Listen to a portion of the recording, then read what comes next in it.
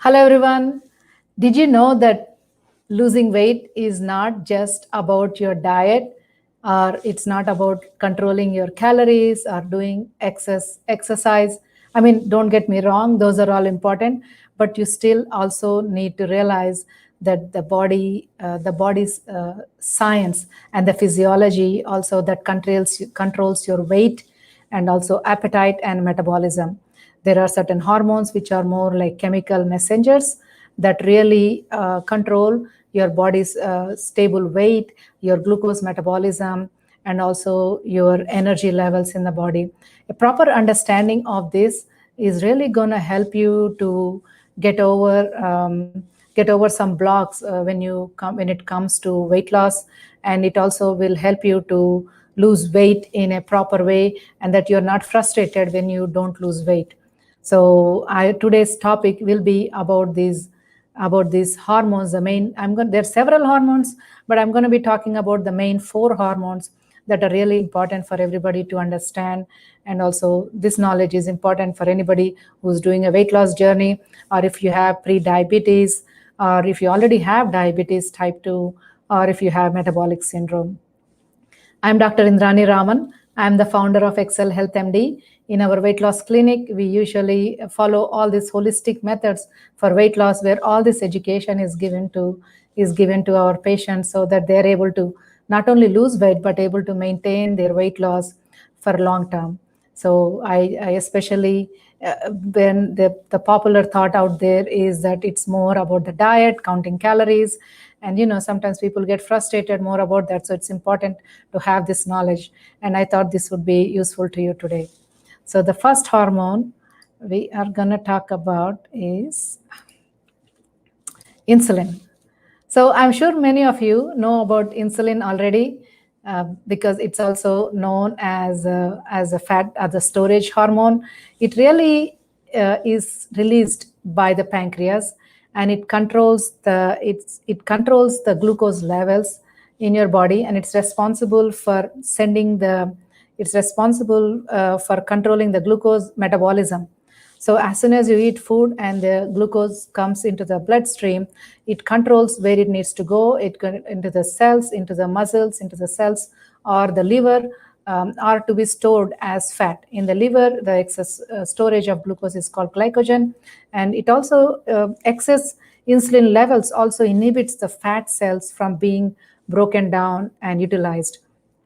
So when people have a condition called insulin resistance or metabolic syndrome, they are not able to their body is not able to push this glucose into their cells to be utilized as energy, as energy. So then they start storing this as excess fat. So it's important to not to have high insulin levels. But if you already have high insulin levels, there are certain things that you can do to help yourself and to lose weight. This can be an important factor for anybody who's trying to lose weight.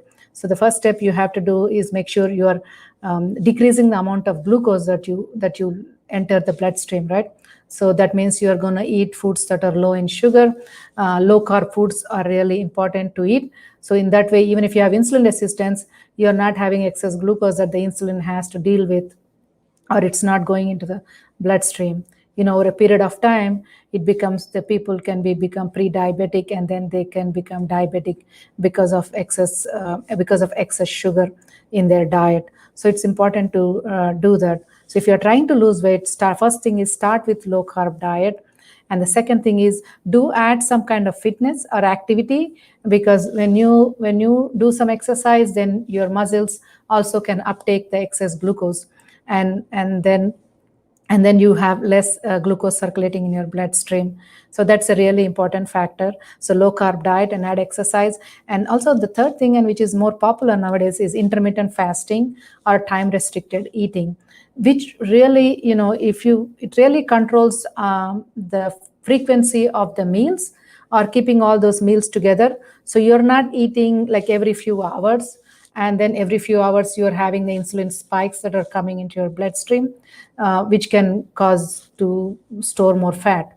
So if you are fasting and you're only eat within a short period of window, then your insulin levels are stable, and over a period of time they can start decreasing too. This is really important, especially if you're trying to lose weight. So if you have not done, if you're not already added intermittent fasting in your diet, do consider it. And I have done a few videos a few weeks back. I've done Facebook lives on this topic too on the page. So go ahead and listen to those. In our clinic, we do add intermittent fasting also as a tool for weight loss within the first few weeks after they start, because this helps them to maintain, not only lose weight, but also maintain that weight loss for a long period of time. So that's information about insulin, guys.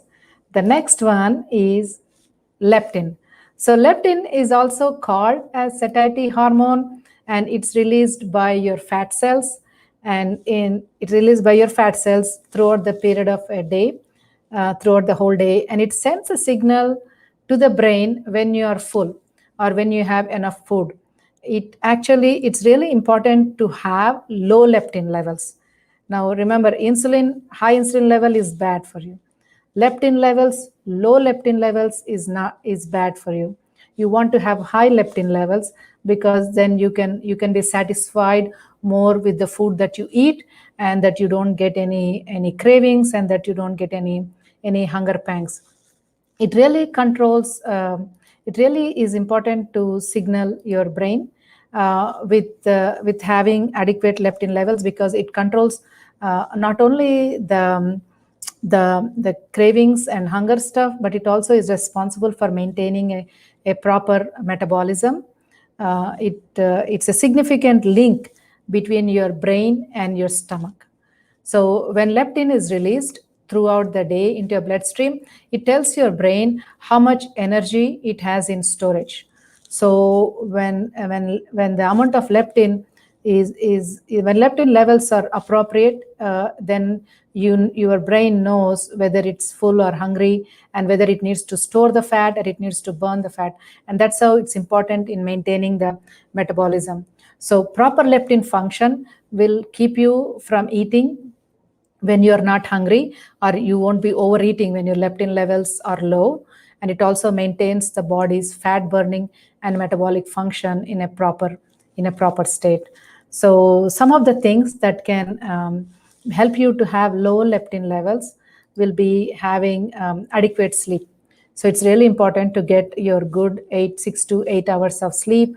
I mean, by good quality sleep, you should be feeling rested and feel good when you get up in the morning. That's a good quality sleep. So you really need to have good sleep also. That is really important, to have low leptin levels, and also exercise. This also controls the leptin levels also. Also helps you to have low leptin levels. Now, there are certain genetic conditions like Prader-Willi syndrome and stuff like that, where people will have abnormally high, their body produces high leptin levels. So then they are like that their body, then they can have trouble with controlling their weight. And also it's important to also eat omega-3 fatty acids. So you need to have more things in your body, like salmon and flax seeds and walnuts. All those things also also help you to have low leptin levels in your body.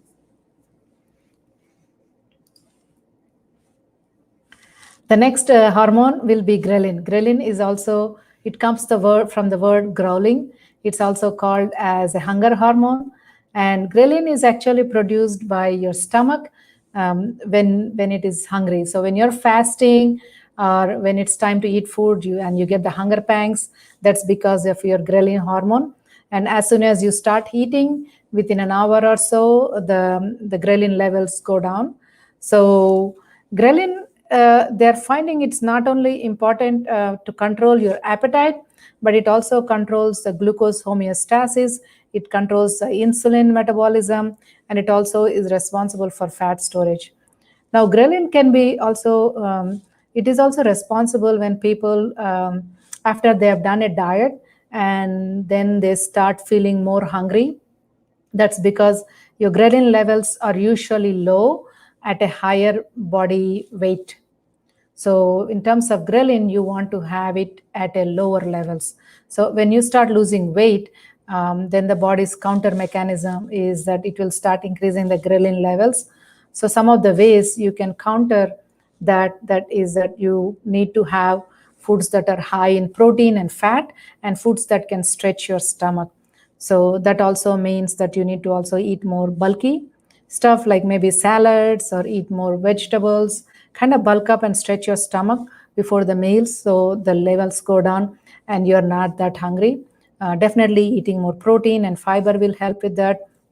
And avoid anything, especially liquid calories, things that won't stretch your stomach, but also that then your ghrelin levels are still staying high and you end up overeating. Some of those can be your sugar sweetened beverages, and also things like popcorn.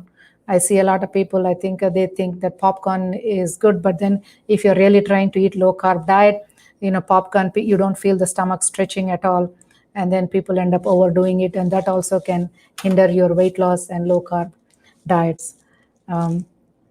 One of the things I wanted to say is that so ghrelin levels are also some of the genetic conditions is where the ghrelin levels is what I was talking about. So it's a condition called Prader-Willi syndrome, where the people can have high ghrelin levels.